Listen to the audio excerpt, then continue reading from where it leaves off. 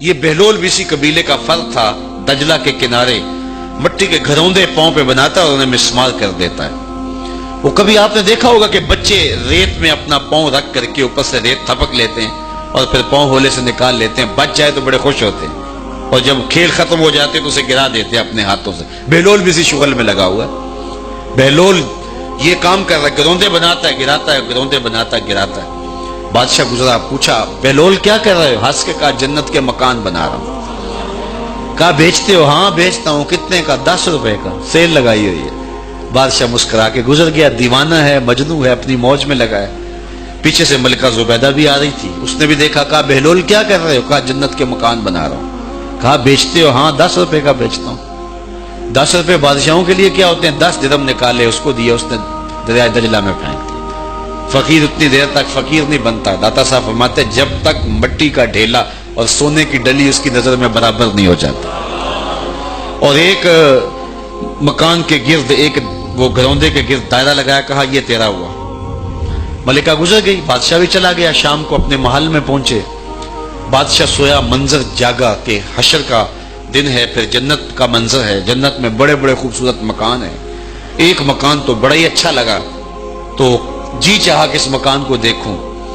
تو جب قریب گیا تو دروازے پہ لکھا تھا ملکہ زبیدہ۔ شوق سے آگے بڑھا تو دربان نے روک دیا، کہا یہ ملکہ کا ہے۔ کہا وہ میری ہی ملکہ ہے۔ کہا دنیا کے ضابطے اور ہیں، آخرت کے ضابطے اور ہیں۔ بادشاہ کی آنکھ کھل گئی، بے چین ہو گیا، ملکہ کو بیدار کیا، کہا تو کون سا نیک عمل کیا ہے؟ میں نے جنت میں تیرا یوں مال دیکھا ہے۔ ملکہ کہنے لگی وہی معمول کی نمازیں، وہی سب کچھ، کوئی نیا کام تو میں نے کیا نہیں۔ ہاں یاد آیا، کل گزر رہی تھی، دجلہ کا کنارہ تھا، وہ جسے لوگ مجذوب کہتے ہیں، وہ جو دیوانہ کہلاتا ہے، وہ بہلول، وہ جنت کے محل کہتا تھا، وہ بنا رہا تھا۔ میں نے کہا چلو کوئی بات نہیں، فقیر ہے، 10 روپے کیا ہوتے ہیں؟ تو میں نے 10 روپے کا ایک محل خریدا تھا۔ بادشاہ سر پکڑ کے بیٹھ گیا، وہ تو مجھے بھی کہتا تھا۔ میں دیوانے کی بات سمجھ کے گزر گیا۔ اگلے دن بادشاہ قصدن گزرا۔ جب قصدن گزرا نا تو دل دھڑک رہا تھا کہ کہیں مجذوب پھر آج مل جائے اور اسی موج میں ہو تو کام بن جائے۔ دیکھا تو بہلول وہاں بیٹھا ہوا ہے، آگے بڑھ کے دیکھا تو کام بھی وہی۔ بادشاہ پھر رک گیا، پوچھا بہلول کیا کر رہے ہو؟ اب دل دھڑک رہا تھا کہ مجذوب ہے، کوئی اور بات کہہ دے تو چلو اچھا ہو کہ وہی جواب دے دے۔ اس نے وہی جواب دیا، جنت کے محل بنا رہا ہوں۔ بادشاہ کا کچھ دل ٹھہرا، پھر کہا اچھا بیچتے بھی ہو؟ ہاں ہاں بیچنے کے لیے بنا رہا ہوں۔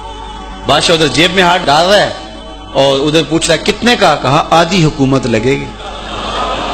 کہا کل تو 10 روپے کے بتا رہے تھے۔ کہا کل تم نے دیکھا نہیں تھا، آج سودا دیکھ کے لے رہے ہو۔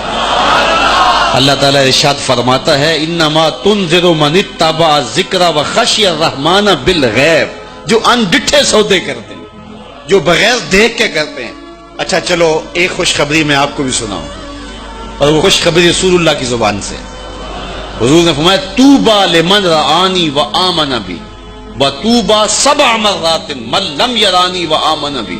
فرمایا صحابہ تمہیں مبارک ہو ایمان کی کہ تم نے مجھے دیکھا اور میرے اوپر ایمان لائے، اور کہا انہیں 7 مبارکیں ہوں جنہوں نے مجھے دیکھا بھی نہیں ہوگا اور پھر بھی ایمان لائیں گے۔